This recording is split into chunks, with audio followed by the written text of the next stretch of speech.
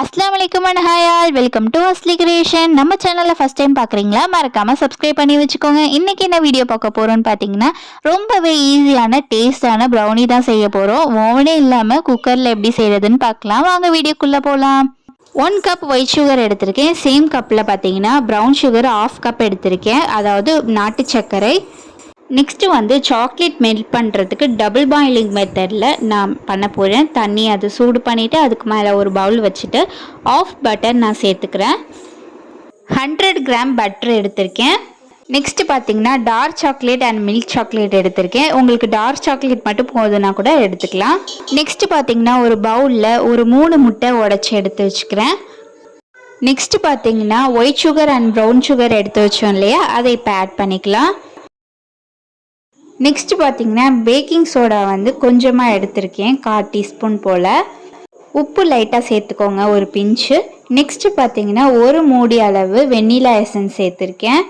Next வந்து beat பண்ணி எடுத்துக்கலாம். நான் எலக்ட்ரிக் பீட்டரில் பீட் பண்ணுறேன். உங்கள்கிட்ட ஹேண்ட் பீட்டர் இருந்தால் கூட பண்ணிக்கலாம், இல்லாட்டி நார்மல் கேரண்டியில் கூட நீங்கள் வந்து மிக்ஸ் பண்ணி எடுத்துக்கலாம்.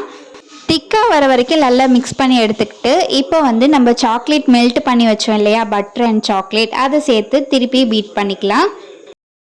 நெக்ஸ்ட் பார்த்தீங்கன்னா 300 கிராம் மைதா மாவுக்கு 250 கிராம் கொக்கோ பவுடர் எடுத்திருக்கேன்.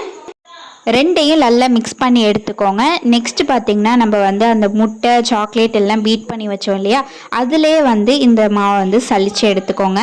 அப்போ தான் உங்களுக்கு கட்டி இல்லாமல் வரும். நல்லா மிக்ஸ் பண்ணிக்கோங்க, தண்ணியெல்லாம் சேர்க்கக்கூடாது. இப்போ வந்து 1 ஸ்பூன் அளவு எண்ணெய் சேர்த்துக்கலாம்.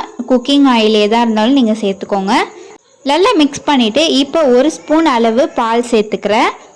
ரொம்ப சேர்த்துடக்கூடாது, இல்லாட்டி மாவு வந்து தண்ணியாக போயிடும். மாவு பார்த்திங்கன்னா இந்த மாதிரி இருக்கணும். இப்போ பார்த்திங்கன்னா சாக்கோ சிப்ஸ் அண்ட் வந்து நட்ஸ் சேர்த்துக்கலாம். எல்லாத்தையும் சேர்க்காம நீங்கள் கொஞ்சம் எடுத்து வச்சுக்கோங்க, ஏன்னா வந்து டாப்பிங்ஸ்க்கு நம்மளுக்கு தேவைப்படும். அதனால் கொஞ்சம் மட்டும் எடுத்து வச்சுக்கலாம். இதில் பார்த்தீங்கன்னா சாக்கோ சிப்ஸ், அப்புறம் வந்து பாதாம், முந்திரி, வால்நட் சேர்த்துருக்கேன். உங்களுக்கு என்ன நட்ஸ் தேவையோ அதை நீங்கள் வந்து சேர்த்துக்கலாம். சட்டியில் பார்த்தீங்கன்னா அடியில் உப்பு சேர்த்து மேலே ஸ்டாண்ட் வச்சு ப்ரீ ஹீட் பண்ணிக்கலாம். ஒரு ட்ரேயில் பார்த்தீங்கன்னா பட்டர் தடவிக்கலாம். உங்ககிட்ட வந்து அந்த சட்டியில் செட் ஆகிற மாதிரி எந்த ஒரு ட்ரே இல்லை ஒரு பவுல் இருந்தால் கூட நீங்கள் எடுத்துக்கலாம். அதில் பார்த்தீங்கன்னா நீங்கள் பட்டர் இல்லாட்டி கீ சேர்த்துட்டு நம்ம மிக்ஸ் பண்ணி வச்ச பேட்டரை இதில் சேர்த்துக்கலாம். நல்லா டேப் பண்ணிக்கோங்க ஈக்குவலாக வர வரைக்கும். அதுக்கப்புறம் சாக்கோ சிப்ஸ் அண்ட் வந்து நட்ஸ் எடுத்து வச்சோம் இல்லையா, அதை இப்போ வந்து டாப்பிங்ஸ் மாதிரி மேலே போட்டுக்கலாம். ப்ரீ ஹீட் பண்ணி வச்சோம் இல்லையா உப்பு போட்டு, அதில் வந்து நம்ம இந்த ட்ரேயை தூக்கி வச்சு ஒரு 45 மினிட்ஸ் வேக வச்சிடலாம்.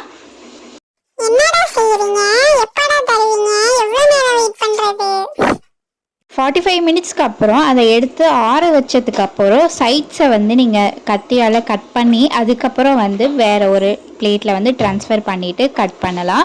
ஆறுனதுக்கு அப்புறம் தான் எடுக்கணும், இல்லாட்டி உடஞ்சிரும்.